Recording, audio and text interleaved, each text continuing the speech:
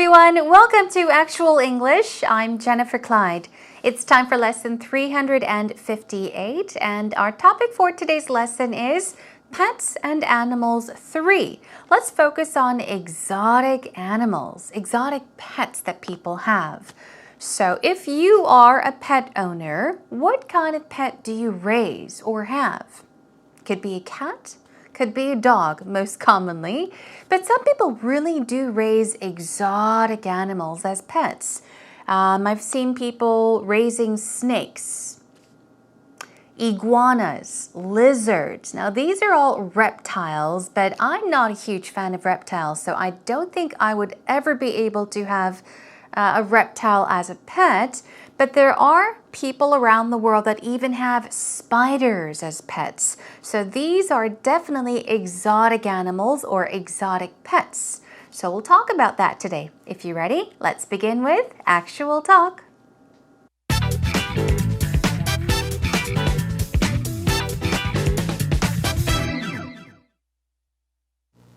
Kelly, exotic animals. In Ireland, over the last 5-10 years, people went a bit crazy buying exotic animals. There was a lot of money around with not many restrictions. And guys were buying snakes and crazy spiders and all these different types of things with, not knowing how to care for them properly. Spiders? Yeah. I just got shivers up my back Did you? when you said spiders. Yeah. Oh, I hate them. Do Sorry. you really? Yeah. I don't hate them. I scream when I see them, and I can't even bring myself to kill them, but yeah. I'm the same, actually. Sorry, please continue. No problem. I have a funny story about a snake, though. I heard from a friend of a friend, he was keeping a snake in his bedroom in a kind of a glass case beside his bed.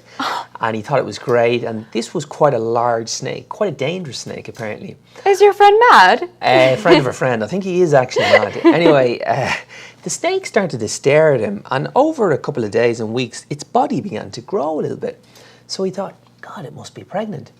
So he got a snake expert in, and, when's it having its babies? And the expert said, oh, it's not pregnant. It's not a woman. It's a male snake. It's sizing you up and preparing its body to attack and eat you. Oh. So, needless to say, he got rid of the snake and had a mild heart attack. Yeah. Wow. That story's a keeper. It is a keeper, yeah. The snake isn't, though. It's not a keeper. I gotta say, that's one of the best exotic animal stories I've heard. I've heard of zoos. I actually had a hedgehog in Canada. That was trendy. I've had a ferret. People have kept squirrels, but that takes the cake. I mean, and I've definitely never had a pet that's wanted to eat me. No. So safety's a big issue, right? Yeah. I guess everybody loves what they love. I mean, we have lizards and small snakes, but too extreme for me. Yeah, these wild animals, they should be in the wild, right? I think so. That was a conversation between Gareth and Kelly. I hope that you enjoyed it. Okay, then, since we listened to what they were talking about related to exotic pets, let's take a look at Actual Talk together. Okay, here we go. First of all, Gareth says, Kelly, exotic animals. Well, you may already know what exotic means, but just in case, let's go over it as we can practice the pronunciation of the word as well. If you say that something is exotic, you mean that it's strikingly unusual. It's amazing. It's outrageous at times, but usually you're saying that something is very unusual or very different. Unique is a positive synonym for exotic as well. So here we're talking about exotic animals as an adjective. Very unusual animals or very unique animals that people keep as pets. Okay? So he says in Ireland over the last 5-10 years, people went a bit crazy buying exotic animals. Now, go crazy means what?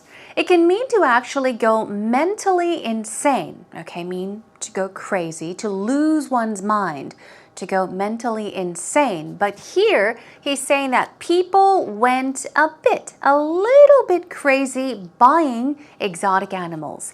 They went crazy doing something. It means that it was, I guess, a popular trend at the time. Everybody was going out to buy exotic animals, okay? So that was what it was like maybe 5-10 years ago in Ireland, okay? He's giving an example of how things were in Ireland 5-10 years ago. And then he explains there was a lot of money around with not many restrictions. A restriction is like a limitation, okay? So there were no boundaries, no limitations, okay? No rules, for example. So people were going crazy buying this animal, that animal, all different kinds of exotic animals because they had lots of money. They didn't know what to do with the money, all right? And guys, let's see, what were guys buying? Men, guys, boys. Now, they were buying snakes and crazy spiders and all these different types of things, okay? So they were buying, what, snakes, once again, what else? Spiders, and all these different types of things, not knowing how to care for them properly. The point is that they did not know, not knowing how to care for them, okay? Of course, this is a very, very serious problem. When people go out to buy pets, I don't like to use the word buy animals, but it is true you pay money to, bring a pet home. You could adopt animals, but anyhow, that's not the point. What he's saying is that you need to know how to care for animals. If you're going to keep them as pets, they're not toys. They have lives. They breathe just like us. So you need to take care of them. But the problem is that they did not know how to care for them properly, okay, the right way. And then Kelly says, I just got shivers up my back when you said spiders. So she says, when she heard the word spiders, she got shivers up her back. She got chills all over her body, okay? I think in Korean we say 닭살 돋는다, okay? In English we usually say we get the chills. Ah, that gave me the chills, or I got the chills. You can also say, I got shivers up my back, okay, up your back. I got shivers up my spine is also another expression. She's just saying that, I don't like the sound of spiders. And then she says, oh, I hate them, sorry. Do you really? Meaning, do you really hate spiders? Now, Kelly says, I scream. I yell when I see them, and I can't even bring myself to kill them. Okay. Now, this is a pattern we'll be taking a look at today. Now, can or can't can be left out. So can't could be left out, but bring oneself to do something basically means to force yourself to do something that is quite unpleasant, okay? So here she's saying, I can't bring myself to kill them. She's saying, oh, I can't even kill them. I can't even go near a spider, okay? We'll practice this pattern later on in more detail. And she says, oh, sorry, please continue. Meaning, I'm sorry for cutting you off. You were speaking and I interrupted you, so sorry. Please continue. This is what you can say in a situation when you cut somebody off, meaning to, I guess, interrupt somebody when he or she is speaking. Okay, you can say, oh, sorry, please continue. Oh, please continue. Okay, so Gareth moves on. He says, oh, no problem, meaning no need to be sorry. I have a funny story, okay, about a snake though. Here we go. He's going to tell us about a snake story, okay? I heard from a friend of a friend's friend, in other words. Okay, what happened? He was keeping a snake in his bedroom. So he was keeping a snake where? In his bedroom. in a kind of a glass case beside his bed. Okay, so the point is that he had a snake.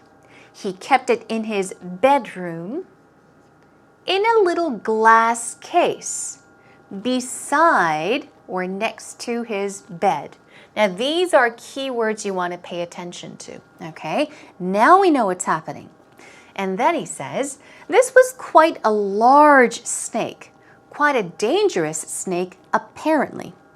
Apparently basically means seemingly, okay? When something appears to be something, you're not saying that you're 100% sure, but it looks like something. It seems to be. It appears to be. You would say apparently. A synonym would be obviously in some cases. So anyhow, he's saying, well, to tell you the truth, actually, apparently it was a large snake. Quite a dangerous snake. Moving on. And Kelly says, is your friend mad? Mad meaning crazy? Insane? Why was he keeping a big snake that was growing bigger and bigger next to him in his bedroom? Anyhow, Gareth says, he's a friend of a friend, meaning he may be insane. He's not my friend. He's a friend of a friend. I think he is actually mad. Once again, not angry, but he means crazy. Anyway, the snake started to stare at him. Okay, stare means what? We went over this word several times. You could look at something. Look. Look at something. Okay, I could look at this remote control. Okay, I could look at you. I'm looking at you right now. Okay, you could stare at something or someone. I'll stare at you, for example. Actually, I'll be staring into the camera, but here, I'll be staring into the camera. That's staring. Looking is looking. Staring is okay. So anyhow, the snake started to stare at him. And over a couple of days, okay, over a couple of days, meaning this happened over several days and weeks. Its body began to grow a little bit. So he thought, God, it must be pregnant. It must have baby snakes. This is what his friend or his friend's friend thought. So what did he do? He got a snake expert in, meaning he asked a snake expert to come to his home. So he got a snake expert in and asked, when is it having its babies? And the expert said what? Oh, it's not pregnant. It's not a woman. Actually, he should have said female. It's not a female snake. It's a male snake. And it's not pregnant. Okay? It's sizing you up and preparing its body to attack and eat you. Okay? So this is what the expert said. So now do you have an understanding of what's happening? The expert comes and he looks at the snake that's quite big. It's growing and growing. And he says, this is not a female snake. It's a male snake. It's not pregnant. It's just growing and growing and growing. And you know what? This snake is sizing you up. Size someone up. Okay? Size someone up basically means to, I guess, form an opinion or a judgment, to kind of estimate. So in this case, he's saying that the snake is sizing him up, meaning just watching how big this guy is, if the snake can win him or not, okay? So he's estimating, he's thinking really hard inside his head, and he's preparing its body to attack and eat him. I know there's probably an exaggeration here, but this is what happened, okay? So, needless to say, he got rid of the snake. So, needless to say, this is used to express something or when you're just about to give information about something that's pretty obvious, that's not surprising. We'll practice that later on as well. So, needless to say, he got rid of the snake. He gave it away, he threw it away, I don't know what he did, but he got it out of his home and had a mild heart attack. Well, Kelly says, and then she stutters, that story is a keeper. That story is a keeper. What does keeper mean? We have zookeepers, for example, animal keepers, okay? Keepers are people that keep something, okay? All right, or take care of people or animals at the zoo, for example. They're called zookeepers, okay? They maintain things as well. But here, keeper has a different meaning. She says the story is a keeper. What does it mean? It means that it is something worth keeping or trying to keep. It's good, for example. Oh, that's good. That story is worth keeping, okay? Worth telling more and more people. So he says the snake isn't, though, not the snake. It's not a keeper. The snake is not a keeper. That's one of the best exotic animal stories I've heard, she says. I've actually had a hedgehog in Canada. That was trendy, she says. Now, I just added I for you just in case you might have wondered, why did Kelly say I've actually had?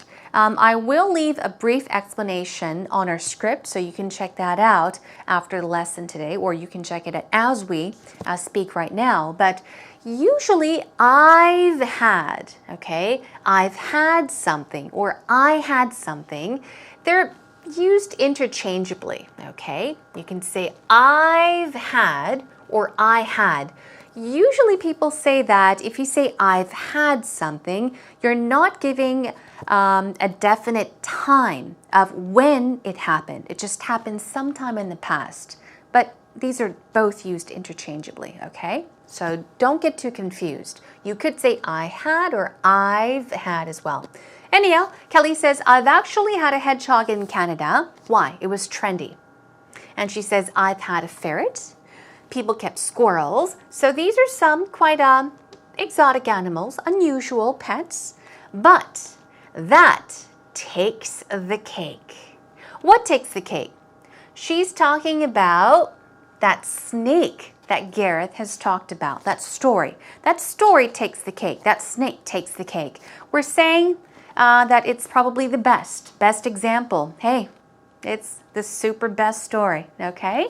I've definitely never had a pet that's wanted to eat me. And then she moves on. Nope, safety is a big issue. Safety is very, very important.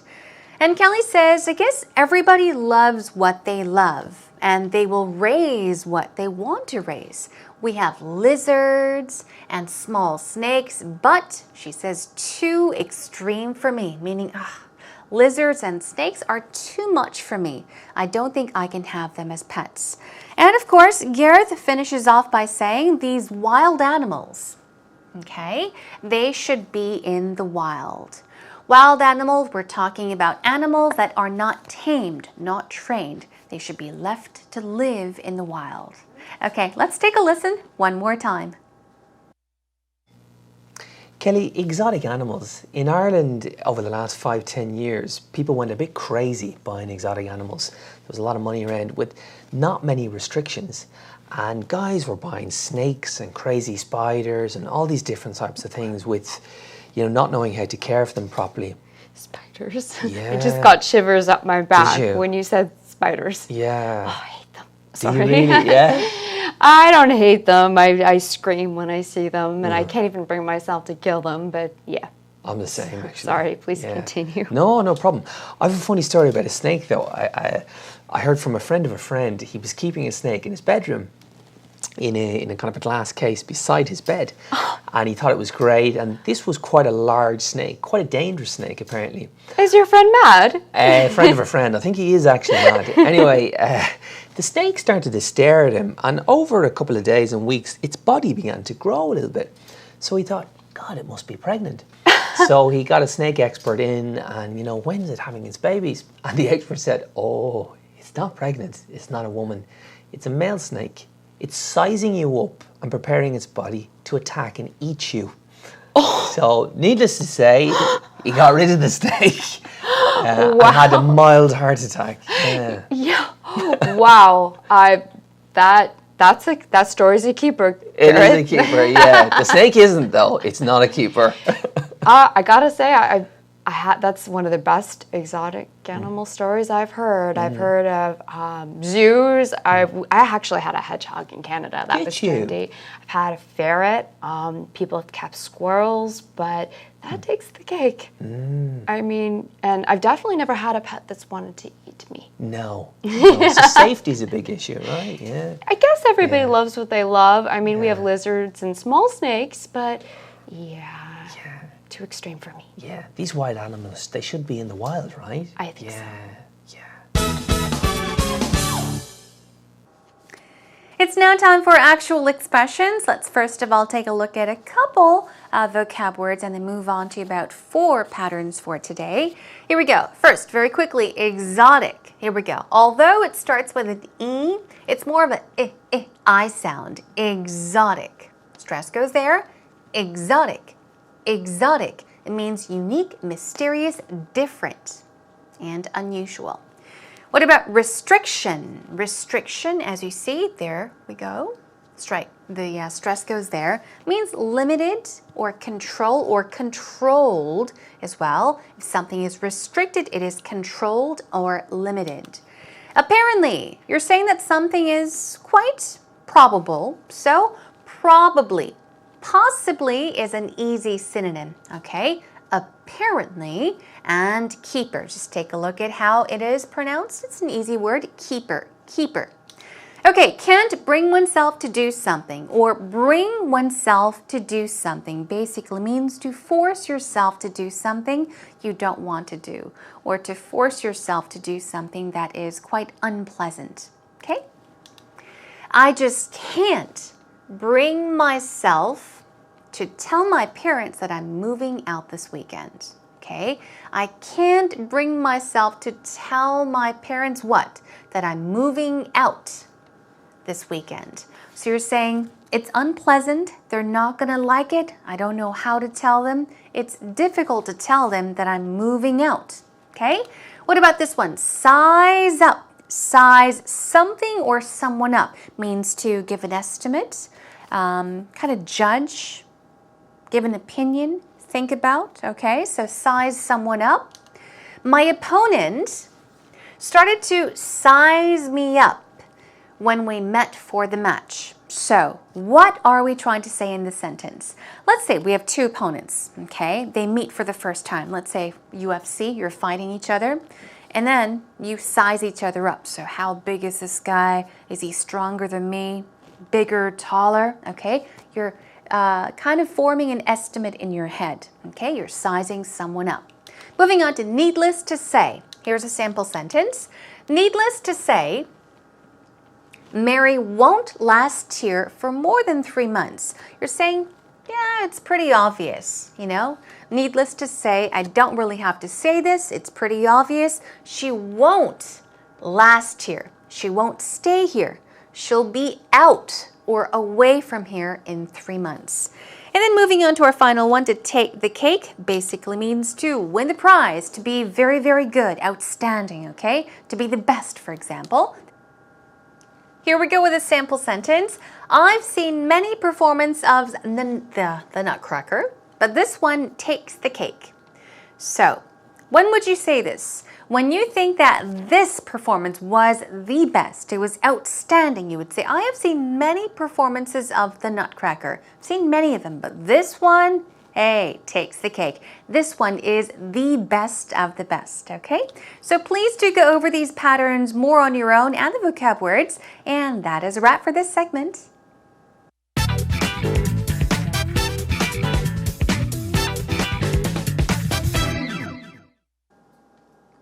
The very definition of exotic pets leaves very few differences, I think, between both the UK and Korea. I think we both can have more iguanas or hedgehogs and rabbits and snakes even these days in both countries. I think there is a difference with perhaps the welfare surrounding the animals. In the UK, there's a very well-known charity which supports the welfare and rescue and general day-to-day matters with animals. And I hope in Korea that people perhaps take more care with our throwaway culture in the world, and think about the animals, when they buy them, whether they want to keep them for life or just for a small period of time. It's now time for Actual Story, and we had Eugene B. from the UK helping us out today. He began by talking about exotic pets, and then he added more details about caring for them, as we slightly talked about in today's actual talk conversation as well. So here we go. Let's take a look. The very definition of exotic pets leaves very few differences. Leaves a few, no, we're talking about leaves very few differences between the UK and Korea. A few and few. As we know, there is a difference. And then he gives an example of how things are in the UK. There is a very well-known charity in the UK which supports the welfare and rescue. Welfare, we're talking about simply the well-being of these animals, okay, and rescue. Welfare and rescue and general day-to-day matters. Day-to-day meaning things that happen every day, okay, daily, day-to-day, daily, everyday matters. I hope in Korea, now he talks about what he would like to see in Korea, perhaps what kinds of changes he would like to see in Korea. I hope in Korea that people perhaps take more care, okay? Pay attention, okay? Be more responsible with our throwaway culture in the world. And think about the animals when they buy them. Yes, think about what? The animals when they buy them, purchase them, or even adopt them. I think he's made a really good point here. Throwaway culture. Not only Korea, but these days people can purchase things much more easily through all different kinds of means, even through the internet, right? So I think people find it easier to throw things away. And it happens to animals as well. So the point is, yes, think more about the animals when you purchase them or bring them home, because yes, they are breathing just like us. They have feelings, and yes, they're alive. They have lives. Okay, let's take a listen to Actual Story one more time. The very definition of exotic pets leaves very few differences, I think, between both the UK and Korea. I think we both can have more iguanas or hedgehogs and rabbits and snakes even these days in both countries. I think there is a difference with perhaps the welfare surrounding the animals. In the UK, there's a very well-known charity which supports the welfare and rescue and general day-to-day matters with animals. And I hope in Korea that people perhaps take more care with our throwaway culture in the world, and think about the animals, when they buy them, whether they want to keep them for life or just for a small period of time.